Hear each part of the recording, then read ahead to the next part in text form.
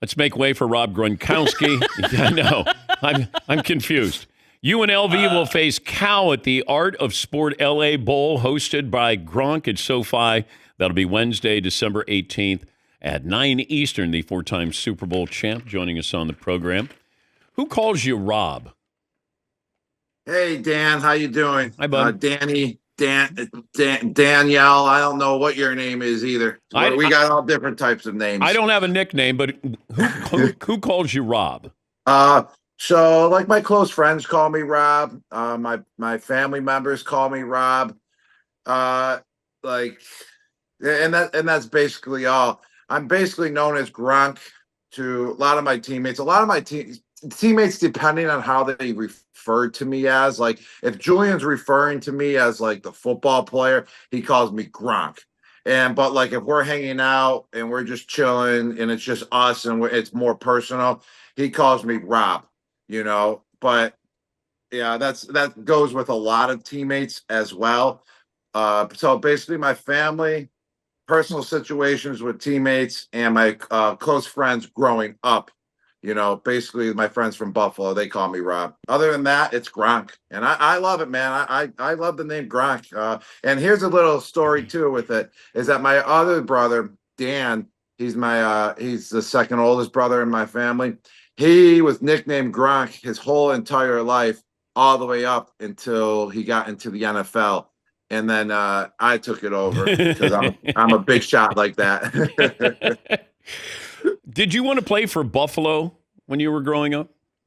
When I was growing up as a kid, I 100% did want to play for Buffalo. That was the team. I mean, I was a Buffalo Bills fan.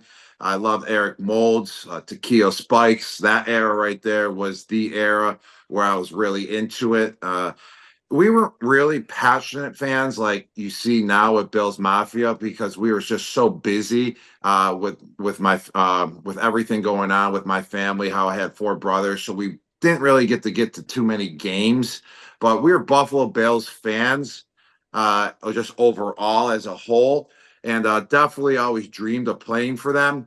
But I think it worked out for the better when they passed on me twice.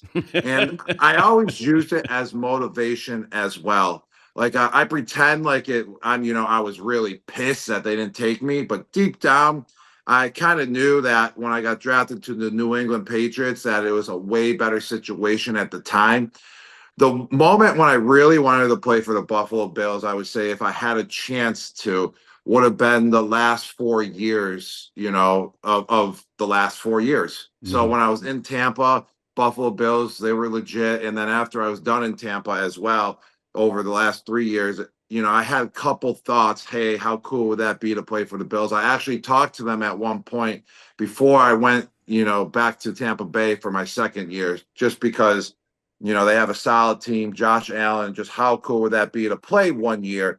Getting drafted there wouldn't have been cool because I got drafted to an unbelievable situation, but to play a year with Josh Allen would have been really cool. But unfortunately, it just didn't happen. Okay, explain the situation where Joe Burrow is trying to recruit you to Cincinnati, and did you know that was Joe Burrow actually trying to recruit you? All right. So that story kind of went big recently. So here's what happened. I got duped like 5 years ago.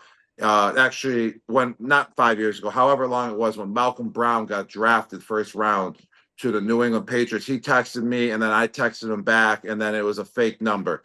And that's what I talked about. And then I told myself, hey, I'll never respond to fake numbers anymore, or random numbers that I don't know, because I was getting a lot of them. So then after my second year playing with the Tampa Bay Buccaneers, I've got asked plenty of questions, like when you're doing media stuff, you go to Media Row, all that, wherever it was. Hey, what young quarterback would you love to play for if you could play with?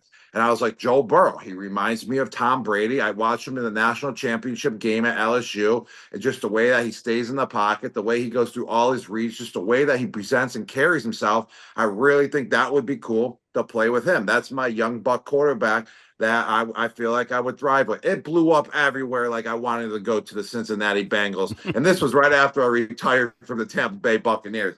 So then we fast forward, we're at the white party. And we talked about this on my podcast, Dudes on Dudes, but we're going to recap it right now. My new podcast that I host with Julian. So check us out for plenty of stories as well. But we go back. We're at the white party, and there's Joe Burrow. I never met him in my life, and we just chat real quick. He's like, "Yo," because he texted me right after I said all that about him in Cincinnati that I wanted to play with him. And that's when I didn't text him back because I didn't believe it. I didn't want to get duped again. So I see him at the white party. We're hanging out talking. He's like, "Yo, Gronk, I texted you, bro." Just along those lines. And my eyes shot up. I kind of got embarrassed because like I would have texted him back if I knew 100% because I'm a big fan. I really am. And I was like, "No way, bro. That was you." He's like, "Yeah, man, you ghosted me." It was just along those lines. And like I kind of felt bad because like I wanted to respond to Joe Burrow. I mean, he's a cool dude. And I just told him, I was like, "Hey, it's probably a good thing I didn't." He's like, "Yo, man, I could have used you." And I was like, "No, when I'm retired, trust me, you don't want me out there on the field. It would have only brought your play down, buddy." So that's how it went down, man. And he's a cool dude, and that's all. We're talking to Gronk. How often, like, I got to believe your personality with Bill Belichick. Were there times when he, like, would scold you at being a goofball? I would say my just a few times because here's the thing. If you show up and you ball out and you perform and you're consistent with balling out and performing, Coach Belichick is going to let you do whatever you want to do. As long as you ain't getting in trouble and all that. Like if you're having fun, but you're balling out, he lets you do what you do. But if you're doing all that other nonsense, tweeting nonstop, causing controversy, and not balling and having all this extra activity going on, yeah, he's going to get on your case. So it was a good thing that he was barely on my case because I was balling, Dan. I was balling my second year in the league. I was balling my rookie year in a way, my third year, all that good stuff. But every once in a while, he would get on my case. And it was just funny, though. He would get the whole team laughing that he's yelling at me about something that I did stupid. But it would straighten me up and it would button me up to, he was just letting me know, "Hey, you better clean up the act before it gets out of control," just along those lines, but nothing too serious. Can you see him coaching a college team? Could you see him coaching at North Carolina? I mean, I can tell you this. Coach Belichick is the best coach, hands down, in the game of football. He has more knowledge than anyone I've ever talked to, and just more knowledge of the game, just inside and out. He knows everything, the playbook, rule book, you name it. This guy, special teams, offense, defense, this guy knows it all. And he would be a great coach at the University of North Carolina. My only question is, how would he do? Because when you're a head coach in college, it's kind of like not really being a head coach. It's not about all football, from my understanding, and meeting head coaches in college and seeing what they do. It's more about managing the program and also managing these kids and recruiting them. I can't see Coach Belichick, being all in that situation. Coaching wise, 100% on the field, getting these players ready for the NFL. That's what he would do. But hey, when it comes to recruiting, I think that's the question mark, and that's really up to him if he can see himself doing that. Which, me personally, I can see him getting tired and old with all that transfer portal, NIL stuff going on. What if he said, "Would you be my tight ends coach"? Oh man, I'm not into the coaching world, Dan. I really love what I'm doing. Analyst with Fox on the pregame kickoff show. That's going so well. Coaching is just not in my forte. I love the game of football, but that's just not me. I can see myself coaching though. Like if I have a kid one day, like my brothers have kids, I go to their game, just give them a tip or so and watch them do it. Like I can see myself doing like little league and stuff like that, but no coaching college or NFL. The bowl game, second consecutive year you're hosting this bowl game, the Art of Sport LA Bowl, hosted by Gronk at SoFi, Wednesday, December 18th at 9 Eastern. How did you get involved? Like, what is your goal with this bowl game? It's just to expand, my family name. That's for sure. Keep it in the helm of the football world, which 100% it's doing, and just go out there and motivate kids as well. Keep the name as on a positive track.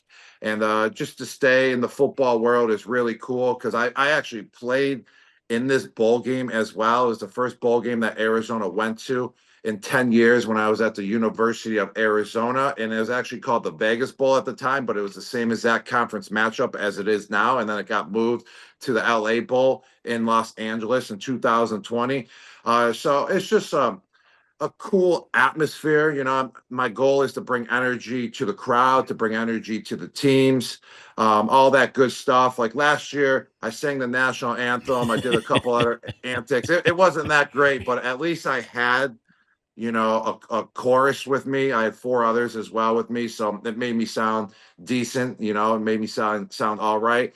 I also raced the Boise State mascot last year, which was a dog, and I beat the dog, and the dog only lost one at a time, in its life. So just doing that type of cool things, bringing the Gronk effect to the game, and that's what it's all about. Just gronking it up and having my friends, former teammates, former college teammates there, my family. So it's just a good experience and great atmosphere.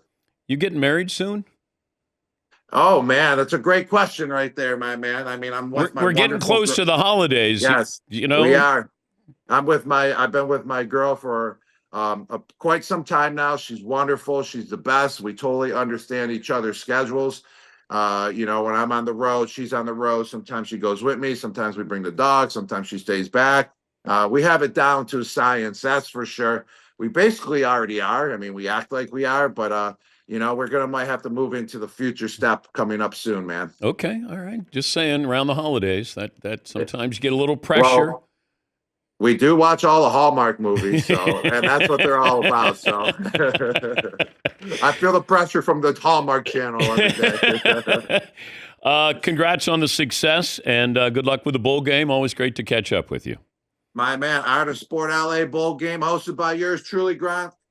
December 18th, 6 p.m. Get your tickets now. Dan, you're invited. Come to my suite, baby, if you want. Thank you, Gronk. Thank you. Yes. Take care, guys. All right. Thank you. That'll be UNLV facing Cal at the Art of Sport LA Bowl hosted by Gronk.